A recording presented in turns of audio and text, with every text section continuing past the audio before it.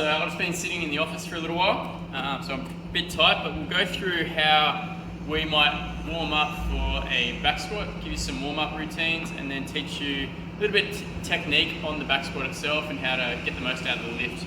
So the first one is just grab yourself a light plate when you're in the gym. It's just called a good morning to squat, basically warming up the hamstrings, hips. So I like to go fairly wide into my squat stance, hold the tip of the plate like that, and reach it down the back, okay?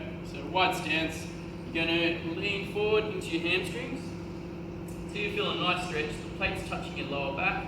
Then from here, you're going to squat down into your squat, thinking about lifting your chest facing the wall in front of you versus squatting like this. So try and really lift your chest up, then you push back to the hamstrings and stand. Just do one more rep. So good morning, feel the hamstrings, squat, focus on lifting the chest, driving the knees out. The next one is a Jefferson curl. Usually we use a dumbbell or a kettlebell, but just to make it easy for you, just keep using the same plate. Just grab the front end of the plate, round your shoulders forward and tuck your chin down. This one's just a great one to loosen up the lower back and hamstrings. So we just start by rolling through the spine. Just think the worst posture you can imagine, tucking that pelvis under, not poking it out, so tuck it under. And really, really slowly, one vertebra at a time, down. And speed this up. All the way through. I'm just going to speed it up, guys, but you get the picture all the way down, head as close as you can to the knees, and then start from your tailbone and slowly reverse that curl all the way up. So because that's quite slow, you might only want to do 4 or 5 reps of that. Maybe 10 to 12 or so of the good mornings to squat. And another really good activation drill without any equipment needed is basically just this one. So we just lie down, put your hands wherever is comfortable for you. I like to just put it underneath my forehead. You're going to bend your knees at 90 degrees, and we're going to try and lift the thigh off the floor, up like this. Hold for a second and come down. What you've got to be careful of is using the lower back too much. So we don't want to lift our chest and the hips at the same time. Keep your head down, tuck your pelvis under like this. So think about drawing your belly button away from the floor.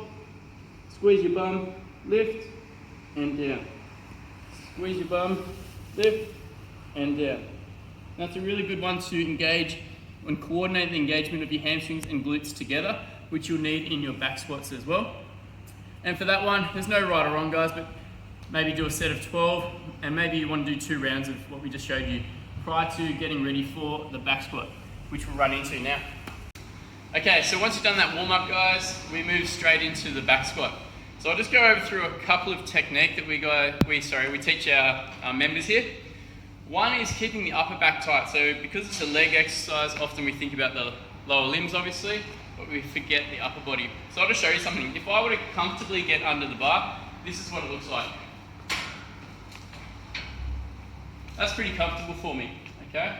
There's a couple of things to notice. Look at my fingers. They're floating on the bar, my elbows. The bar's fairly high up on my neck. And if I go side on, you might be able to see.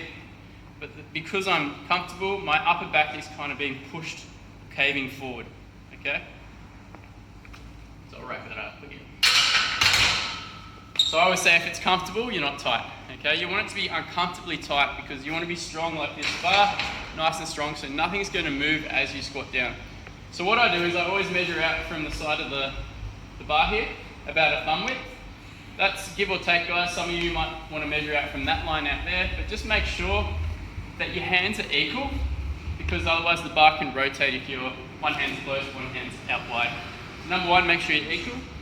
Number 2, make sure your body's in the center of the bar underneath. It sounds simple, but I see a lot of people racking up too far to the right or too far to the left.